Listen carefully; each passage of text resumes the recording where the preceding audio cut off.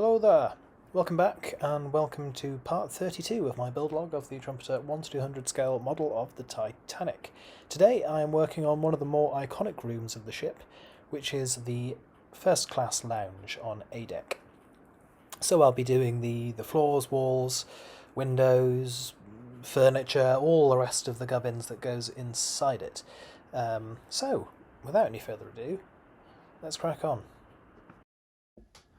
There's some of you have been asking about where I got the white wooden panelling that I used in the reading and writing room.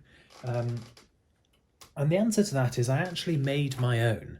So I used this sheet, which you can download from the Facebook group, but there's also a link to this in the description below. I used this sheet, which was made by one of the modelers on the Facebook group. And I used it and sort of cut and pasted some of the images together and sort of bleached out some of the colour and stuff to come up with this white wooden panelling, which I used for the reading and writing room. I also, while I was at it, made some longer versions of the oak panelling for things like corridors and stuff like that. I've also made another set though, which is a slightly lighter and a slightly darker variant of the panelling for use in the lounge on the lighter stuff and the smoking room on the darker stuff. Now, I would have put a link to this in the previous video, but because this isn't really my own work, you know, I've edited these things, but it's not really my work. It's based on this, which is someone else's work. I didn't really feel like I could go sharing it around before I got the owner's permission, but I have now been in touch with the person that made the sheet, and they've said that they're happy for me to give this out. So there is a link now in the description of this video where you can download these sheets and print them out yourself. So first things first, I'll just cut this out roughly. Here we have some lovely Axminster carpet on the finest quality laserjet paper.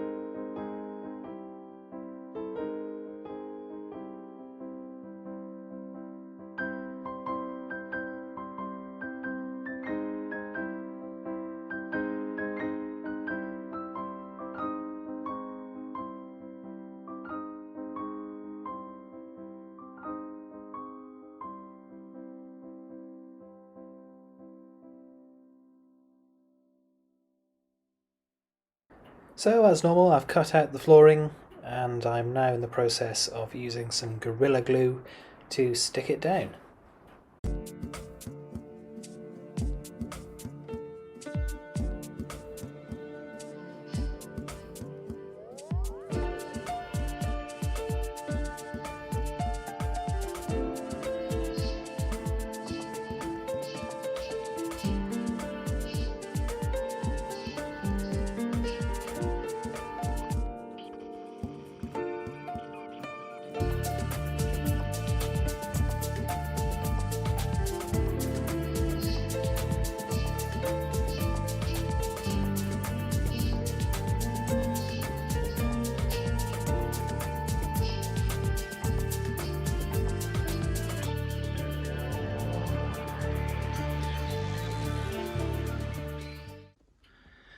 So there's the flooring of the lounge done. Now, you might be able to see them, I don't know.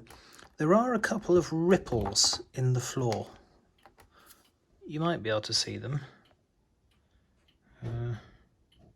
It's harder to see on this textured... Oh, there we go. I think we've got them a bit better there. It's hard to see on a textured surface. It's much easier to see on a flat surface like this. This is caused by the paper soaking up the moisture in the glue. It's exactly the same as if you spill coffee on a piece of paper, you know, it sort of starts to shrivel up. It becomes less obvious as the glue dries, as the liquid in the glue, as the water, you know, evaporates off. So it becomes less obvious. And of course, once you actually put people in, it becomes practically invisible. This is the writing room, which we made in the last video, and there were some ripples in the carpet here too, but they are now pretty much invisible with furniture and people in. So even if you can see stuff here at the moment, I'll be willing to wager by the time the room is complete, you won't be able to see anything. So I'm just cutting out some of the internals of the lounge here.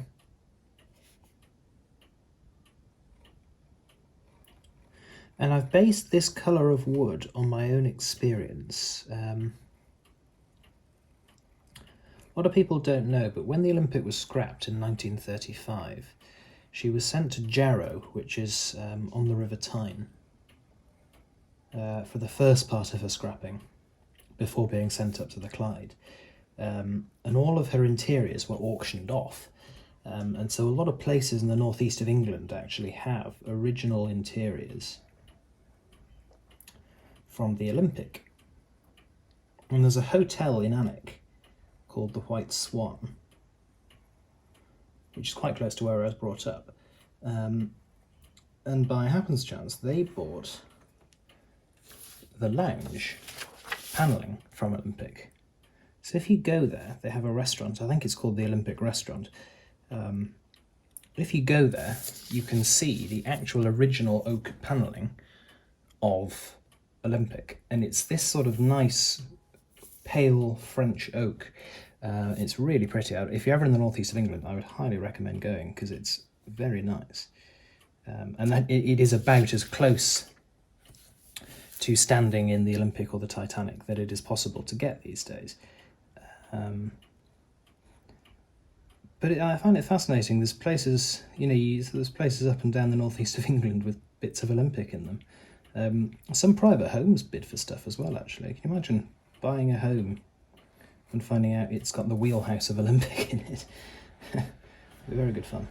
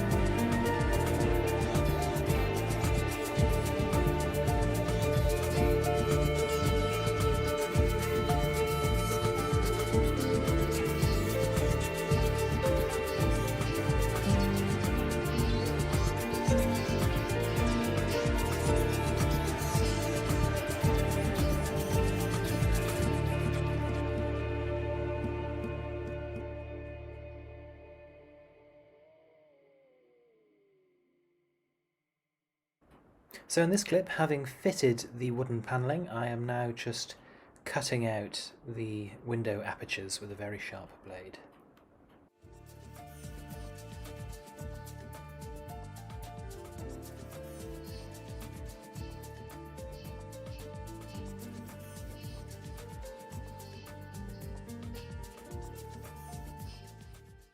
Next, using a white background, in this case just an off-cut piece of paper, I am cutting out the leaded glass windows for the lounge.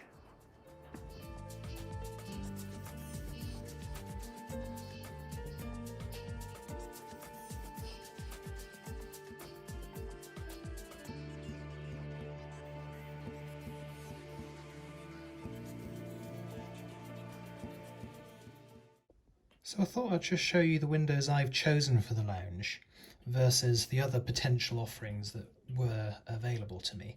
So these come from the prints, which you can download from the description of this video and print out yourself onto copy paper. And they're very nice, and certainly once they're twinned with the correct window frames, I think they'll look very nice indeed. The other option that was open to me though was these. Let's see if I can get that in focus.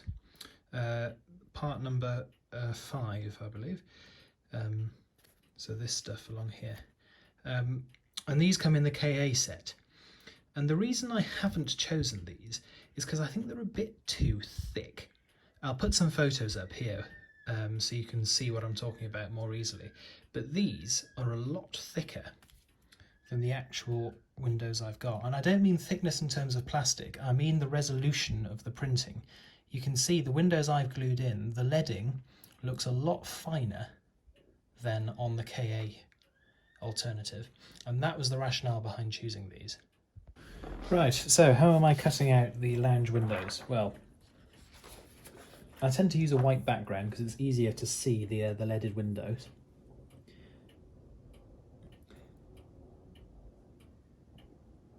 And then cut all around with a sharp blade. This is a new blade just for this. It is incredibly sharp.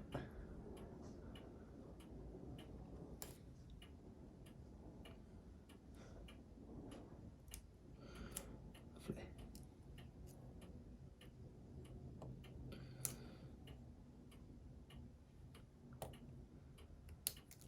There we are. And there's the window. That one looks pretty square. Just take a little bit off the top because it wasn't perfect. Now what I'm also doing before I actually glue them in is I'm test fitting because some of the windows have been slightly too wide for the window frames. And this one is actually as well. So what I'll do is I'll just take a little cut off the side just to thin it down a bit.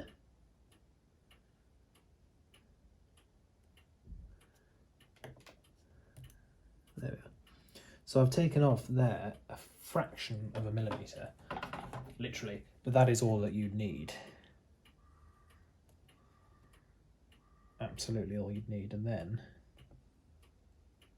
that fits in nicely. So now it's a case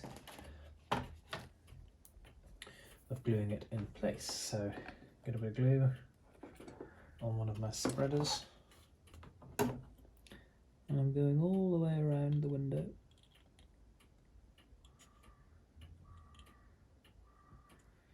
And then with my trusty piece of blue tack,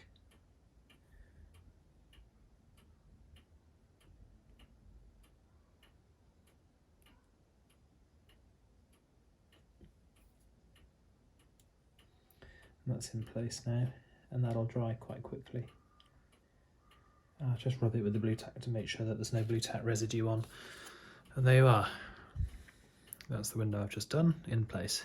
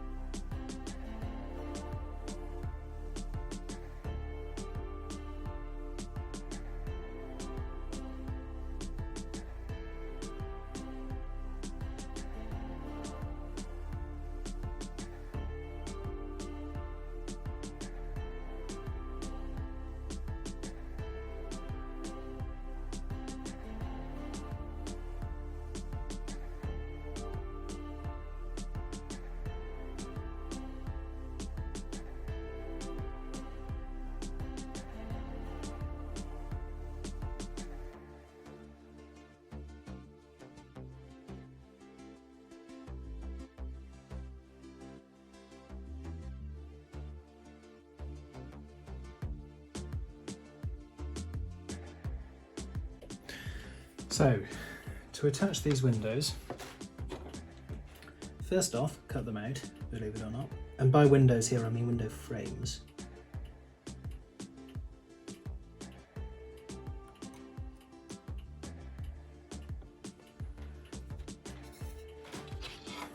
And what I'm doing is I'm putting a bead of glue down either side of the window frame.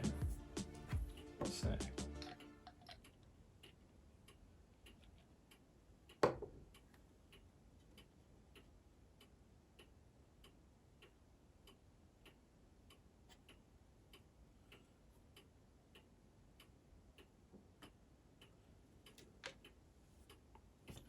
There we are. And then with a piece of blue tack,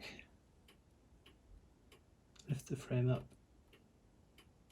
get it in the right aperture, and there you are.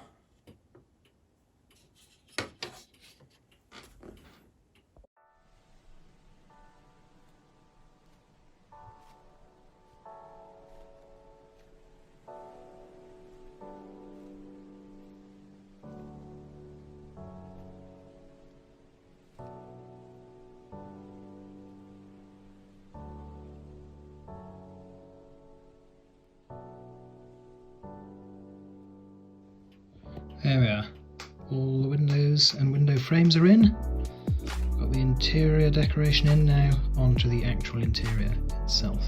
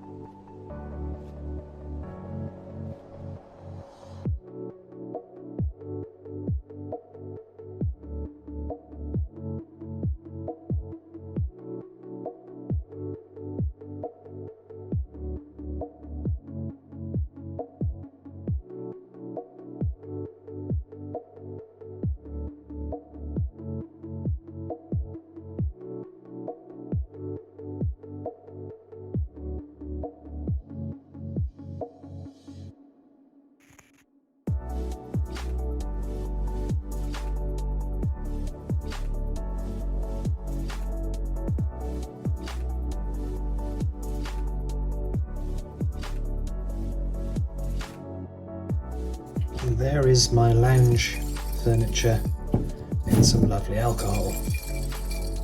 Just a warning, if you are intending to do this kind of stuff, do just bear in mind the enormity of the challenge. 15 sofas, 78 chairs, 4 of the A-type tables, 13 C-type tables, 12 D-type tables, and of course a fireplace. There's a lot going on in this room, so do just be aware that there's a lot of work involved.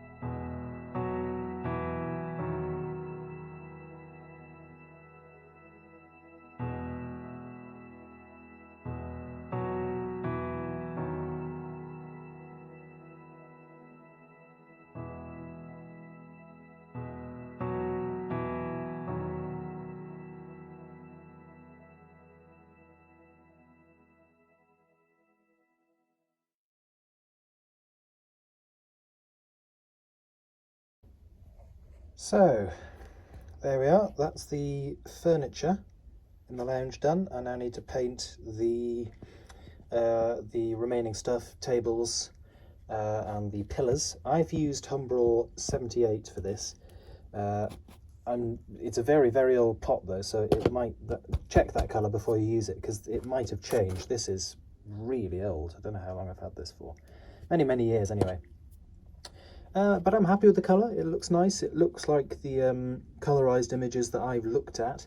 So I'm quite happy with this. I might do a little bit of touching up on them later. But now on to the brown furniture. I've just painted the surface of the tables in green. The reason for this is because, having looked at photos, it looks like the tables in the lounge were covered in a sort of green baize material. They almost look a bit like card tables. So that's what I've done. The paint I used is XF67. So you can still just see those ripples in the carpet of the lounge, but never fear, they will disappear with time. They are certainly less marked than they were when the glue was first applied. What I'm doing in this clip is I'm just connecting the wall which separates the reading and writing room from the lounge in place, and I'm sticking that down with CA glue. There it goes in there. And then, having done that, also just sealing the corner to make sure that there's a proper strong bond there. And then, just to finish off the job, making sure that the roof piece actually fits on top of them without any sort of fouling.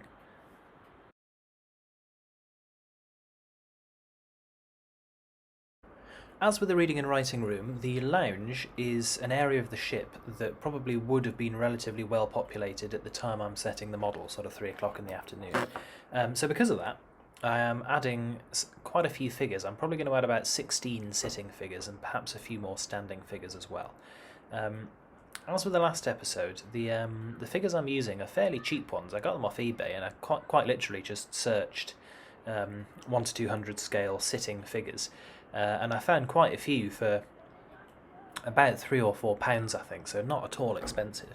The only issue with them is that they come in quite garish colours, sort of bright yellows and bright oranges and lurid greens and that sort of thing.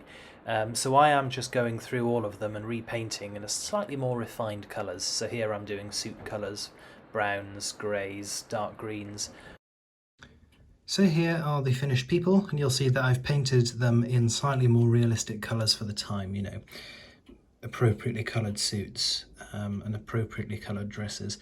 I've also used some of the standing figures from the 3D printed sets, but as in the last episode, I'm going to use a few less of those because an entire bag of these sitting figures cost about £3, whereas these 3D printed people are significantly more. I got mine from the KA set, so you know, these are significantly more valuable, and they're also significantly more detailed. So I really want to retain as many of these as possible for people on deck, where they'll be a lot more visible. So in total, I've got about 25 people here. Probably still not as many as would have been in the lounge at 3 o'clock in the afternoon, but it gives the impression, and I'm conscious that as is, there probably won't actually be enough space for all the furniture that I've prepared. So add to that people as well, meaning chairs have to be untucked and stuff, and I think I'll run out of room in the room with any more figures than I have done here. And so now on to trial fitting, and as always I'm just popping furniture down in places, seeing what works before I actually commit to gluing in. As always, I'm using the Titanic's deck plans as a sort of inspiration for where I should be putting this furniture.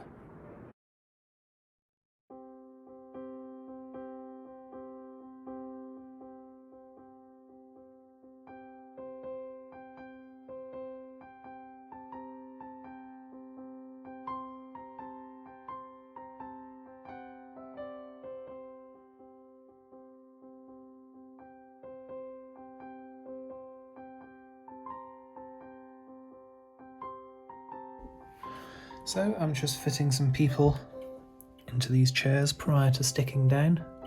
So we've got a chair here, just a little bit of glue, and this gentleman in his very nice grey suit will be stuck in, and later he will be stuck down into the lounge itself.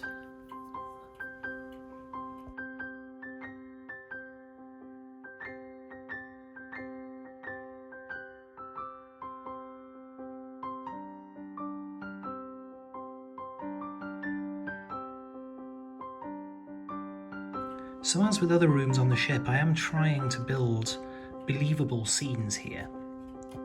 So for example, you know, I've got 2 officers and a first-class passenger chatting by the fireplace, and you know, maybe perhaps that's JJ Esther, something like that. And then over in the window we've got 3 people chatting, maybe enjoying tea, watching the view of the ocean from out of the window. And I'll just carry on building up scenes like this as we go, as I populate the lounge with more and more furniture and people.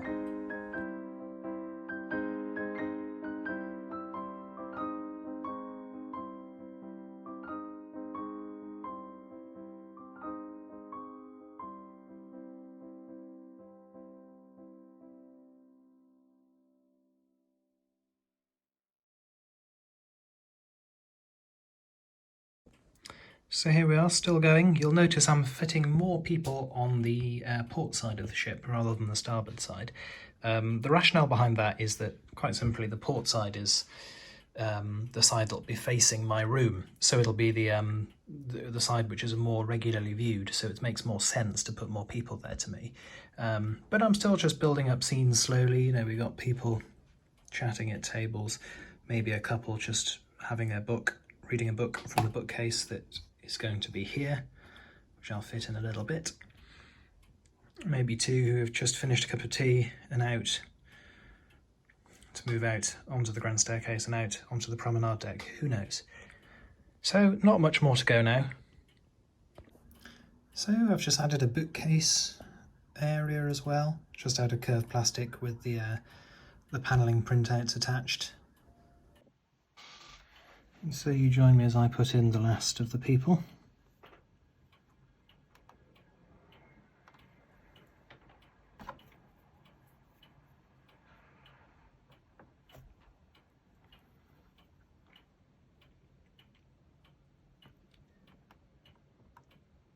As always, I'm being quite generous with the amount of glue I use when sticking people in, because I really don't want them to come out later.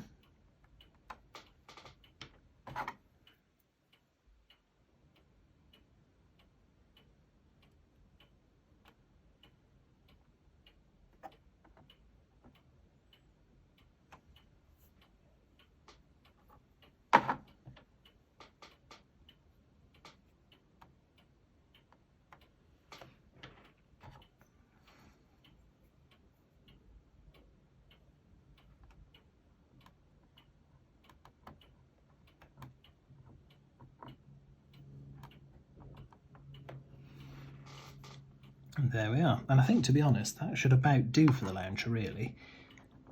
I can't think of anything else that I really want to add. And it looks relatively busy as is.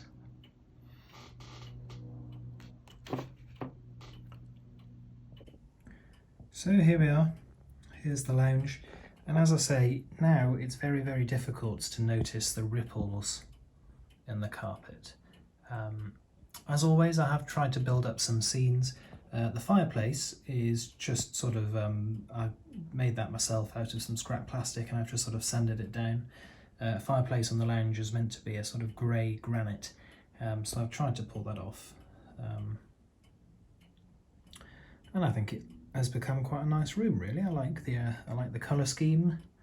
You can just see there the difference in the panelling between the hallway panelling, which is a bit more orange, and the lounge, which is slightly paler. Of course, we've got the bookcase. So all in all, quite a nicely appointed room, I think. Obviously, as always, there are a few little rough edges. Ignore the chair that's fallen over, I need to stick that down properly. But you know, for example, we've got the join between the curvature of the bookcase and the rest of the wall. I'm not too concerned about that, because by the time we've got the windows and stuff on, and by the time we're viewing this through the promenade, I think it's going to be very, very difficult to notice. There are similar issues, if I can get the camera around, similar issue over here. You can see the sort of the difference between the lounge panelling and the corridor panelling. But again, I think by the time we by the time all the other paraphernalia is in place, like the walls, I think these are going to be very, very hard to spot. And if they aren't hard to spot, I'll come back and redress them. And just as sort of proof that it's worth doing, you can see I've just gone over and tested all the furniture to make sure it's in place. And I found a good few chairs that were loose. So it is worth doing before you sort of seal the room off. Now, one thing that I suspect people have noticed is that a lot of these rooms had alcoves in them. So, you know, you'd have a sort of a wooden partition here, or maybe here. And the same in the reading and writing room, actually. I think there was one along here, you know. Now, the reason I deliberately haven't added these, and that's not just me being lazy, there's genuine rationale for it. The reason is that if I were to add them, they would make what is already a pretty hard room to see even harder, because, you know, bear in mind at the minute we have a bird's eye view. We're sort of x-raying through the boat deck and all that sort of stuff, and we're able to see directly into these rooms. But when the model's actually complete, the only view of this room we're going to have is through here. And bear in mind there'll be more windows along here. And so if there's then also wooden partitions that come out into the rooms like that, you're going to block the view of most of the rest of the room from certain windows. So it's just going to make somewhere that's already tricky to see even harder. And I thought despite the sort of the sacrificing a slight amount of accuracy, I did think it was more important to actually be able to see the rooms. And there we are, everything re-stuck down. For the bookcases, I've not done anything too major. All I've done is I've used different colour panelling for the actual bookcases, and the reason for that, I could have done a bit more, but they're very hard to see. By the time you've got windows in, they're very difficult to see. So all I'm really trying to do here is to give the impression that the bookcase is sort of recessed into the wall, and that there's maybe a bit of shadow on the books or something like that, which is why the panelling is a bit darker. It gives the impression anyway. So that's the end of this video. The lounge just finished. Next I'll move on to the smoking room, right at the aft of A deck.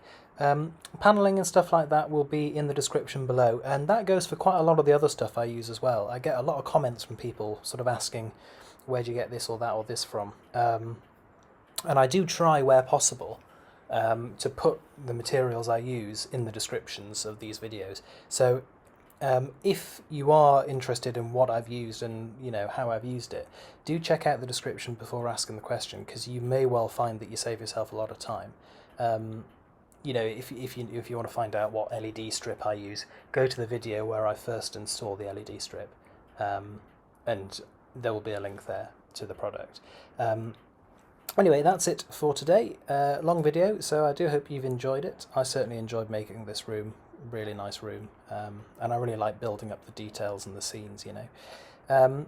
If you have enjoyed, like and subscribe. If you've got any comments, whack them down below and I'll do my best to get back to you. And I will see you in the next one for the smoking room. Bye for now.